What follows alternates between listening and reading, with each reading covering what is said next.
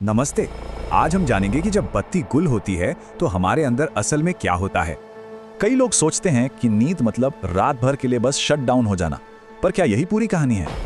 असल में ये तो शरीर और दिमाग के लिए सबसे एक्टिव और ज़रूरी समय में से एक है।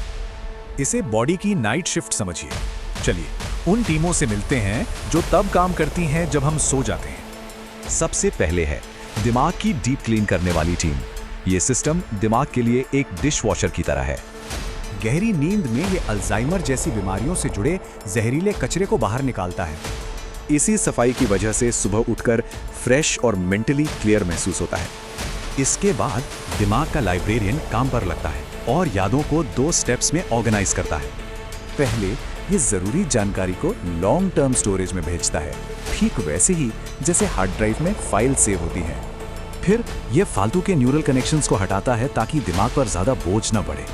अब जब दिमाग की सफाई चल रही होती है तो शरीर अपनी मरम्मत का काम शुरू कर देता है। इस दौरान ग्रोथ हार्मोन तेजी से निकलता है। ये टिश्यू को बढ़ाता है और मसल्स की मरम्मत करता है। नींद इम्यून सिस्टम के लिए एक बूट कैंप की तरह है जो उसे अगले दिन के लिए तैयार करती है। यही नाइट शिफ्ट भूख कंट्रोल करने वाले हार्मोन्स को भी बैलेंस करती है। और मजे की बात यह है, पूरी नींद लेने से भूख नेचुरली कंट्रोल में रहती है और मीठा खाने की क्रेविंग भी नहीं होती।